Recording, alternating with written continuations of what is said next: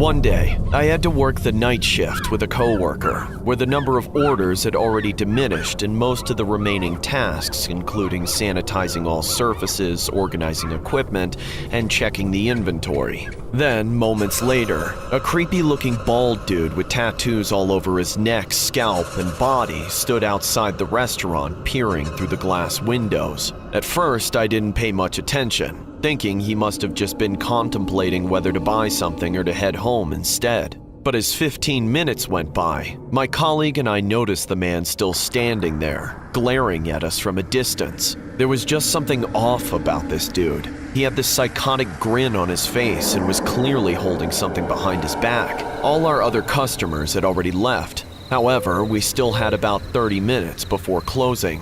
And when you're in a tight, nerve-wracking situation like this, you just want to leave. You couldn't help but sweat copiously, wondering how time could move so slow.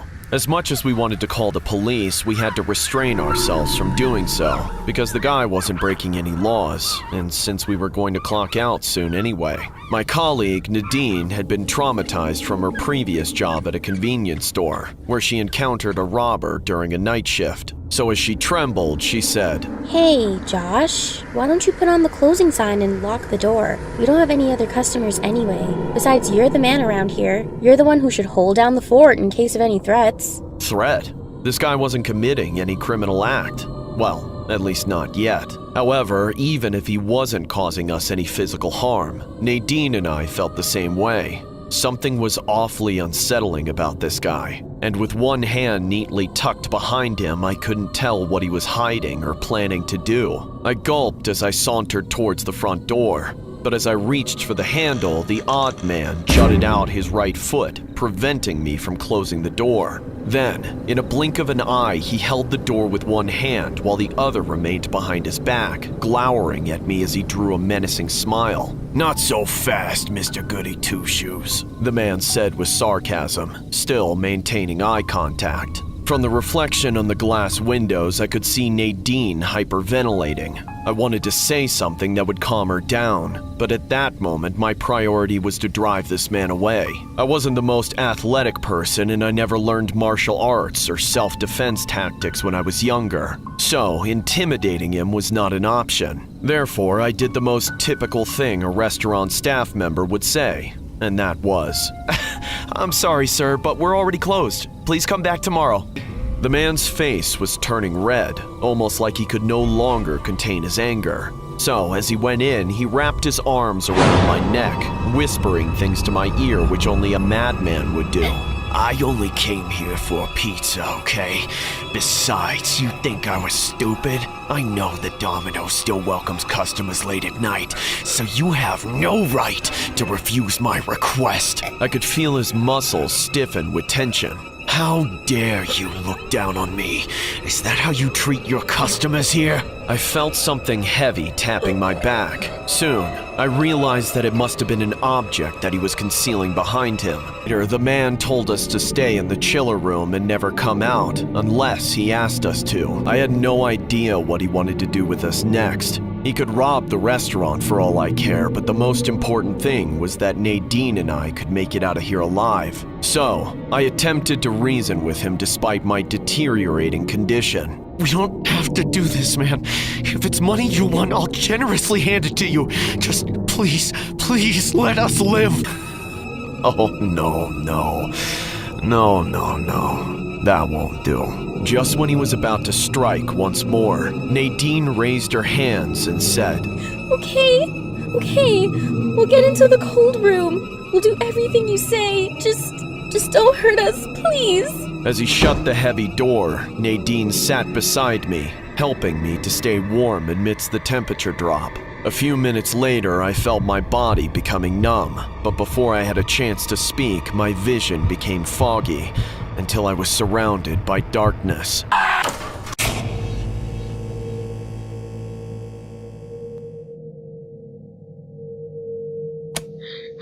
Hello to you in your career as our technician. My name is Kevin Johnson, CEO of Jolly Entertainment. This tape will serve as a quick how-to guide on operating/troubleshooting our beloved animatronics.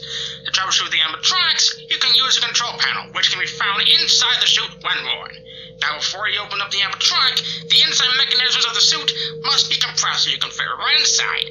To switch the suit into mascot mode, click the button located on the animatronic's left neck area underneath the fabric.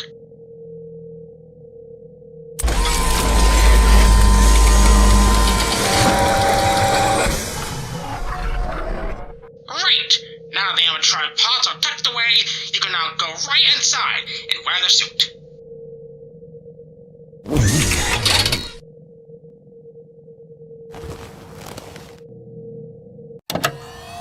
You are now inside the animatronic suit. Now you should be able to see the suit maintenance screen. The first step of troubleshooting the suit is to click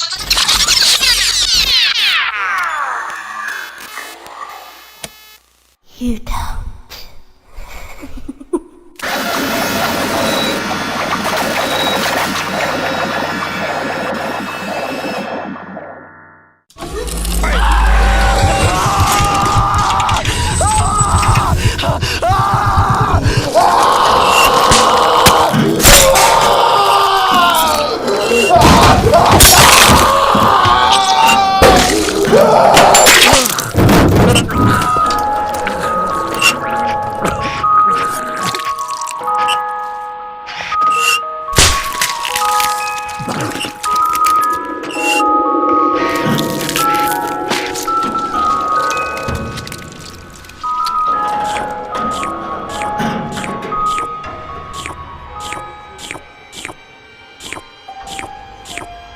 It's over. We got him. Very well. Now on to phase 2. The Domino's Pizza. I used to work at Domino's, which gave me an almost unlimited access to all the pizza I could eat. I missed that job. Working there was probably the happiest time of my life. It's where I met the woman of my dreams, the woman who would become my girlfriend after a while, and unfortunately, the woman who would become my ex. Since then, my diet was the first thing to suffer. The stress I was under caused me to fixate on one type of food, which led me to start eating a lot more pizza. And I mean a lot. I would have a whole pizza on my lunch break. Then at the end of my shift, I would take home 2 more, one for dinner and one for breakfast the next morning. And I would never even think about eating any other kind of pizza. Not Pizza Hut, not Papa John's, no frozen garbage, not even New York style from a mom and pop shop. I fabricated reasons to hate any kind of pizza that wasn't Domino's, because Domino's was more than just pizza to me. It was an escape. It wasn't my ballooning waistline that turned her away. She wasn't shallow like that. No, she left me because I started to neglect her. It didn't take long into my spiral before the pizza started to get more attention than her. I can't stand you anymore! You care about pizza more than you care about me! Don't act like I don't notice you turning over at night to eat leftover crust! What the hell happened to you? I wasn't even able to respond. My mouth was always full, always chewing. Pizza was my life. She dumped me on sight, and since then, things took a turn for the worst. We still worked at the same Domino's, but she wouldn't look me in the eyes. I fell into a pit of self-loathing and lost track of my responsibilities. I started coming to work having gone days without showering, calling out way too much, and zoning out to daydream about my next meal while in the middle of a task. But the last straw was when they caught me eating a customer's order. It had been sitting on the counter for almost an hour, and I really thought they were never coming to pick it up, so I couldn't resist helping myself. But the moment I took a bite, the customer walked in, and they were not happy. They reported me to my manager, and along with everything else, they decided it was time to let me go. I wasn't able to find another job at that point because I was already 450 pounds with more gaining to go.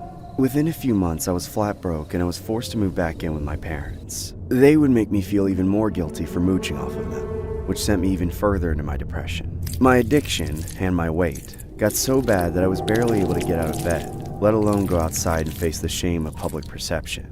But instead of taking that as a sign to stop, I let myself go entirely.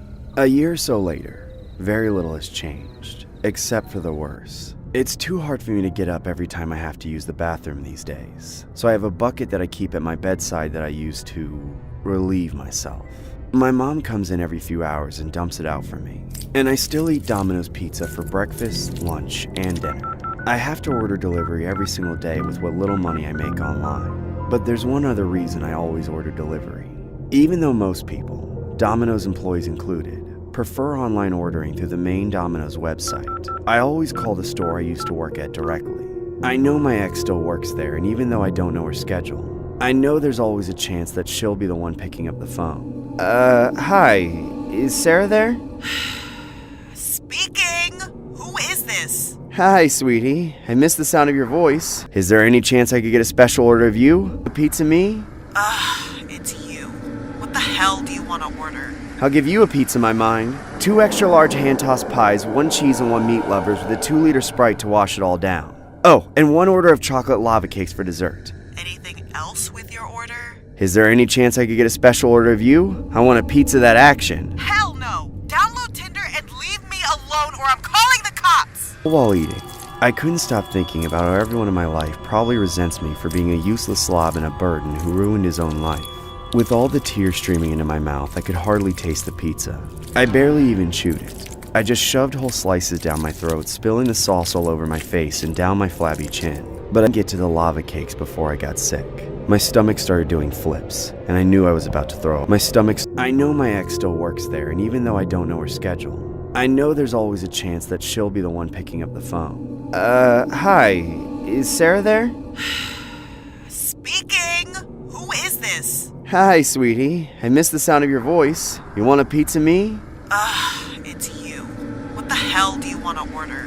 I'll give you a pizza, my mind. 2 extra large hand-tossed pies, 1 cheese and 1 meat lovers with a 2-liter Sprite to wash it all down. I can't stand you anymore! You care about pizza more than you care about me! Don't act like I don't notice you turning over at night to eat leftover crust! What the hell happened to you? That's how it would usually go down when I got her on the phone.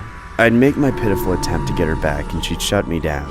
I was still crying over the most recent rejection when my mother finally brought me my antidote. She looked at me with great sadness, then left me alone. All while eating, I couldn't stop thinking about how everyone in my life probably resents me for being a useless slob and a burden who ruined his own life. With all the tears streaming into my mouth, I could hardly taste the pizza. I barely even chewed it. I just shoved whole slices down my throat, spilling the sauce all over my face and down my flabby chin.